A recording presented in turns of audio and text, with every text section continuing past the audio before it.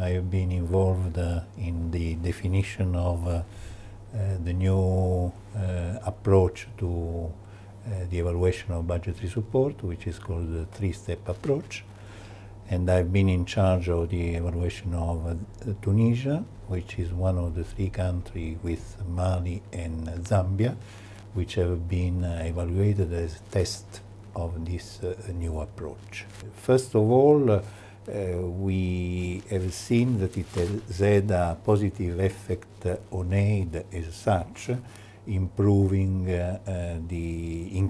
the quantity of aid under the control of the budget and reducing transaction costs and increasing predictability of aid.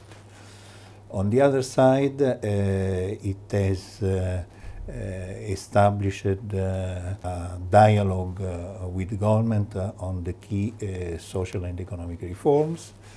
And third, it has represented an important move of the various donors towards harmonization and alignment. But this remains the weakest point of the budgetary support that we have assessed. Because still there are, especially in Mali and Zambia, there are performance assessment framework which contains very strange conditionalities which are difficult to measure, sometimes unrealistic, and divergent between donors. So this weakens the policy dialogue. Now coming to the influence on policies and policy implementation, we must say that a general influence has been through the provision of funds, increasing the discretionary expenditure. This has permitted to governments like Mali and Zambia to implement important reform processes in education, and in Zambia also in health. In Tunisia, the main effect on allocations, on financial allocation in the social sectors and in the general economic reform is mainly due to the policy dialogue and the convergence of the strategic objectives between government and donors.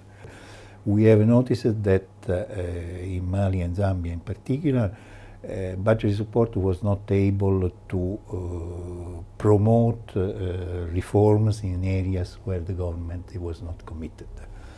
And this has confirmed the clear idea that budgetary support cannot buy reform.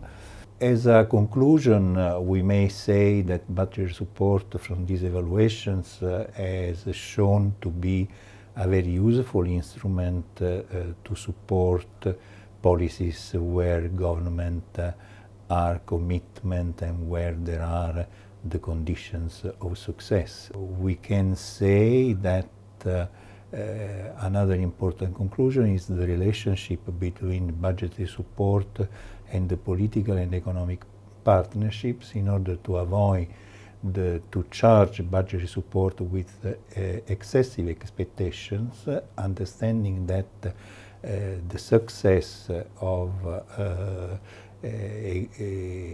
economic reform and also governance reform is due to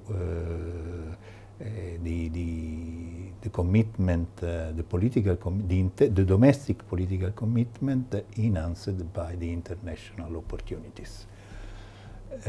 So, in presence, when you are in the presence of a strong political commitment, a strong international opportunities, budgetary support has the optimal conditions to work. When these conditions are lacking, when political commitment is lacking, budgetary support is useless. But when the opportunity framework is lacking, budgetary support should reduce its expectations.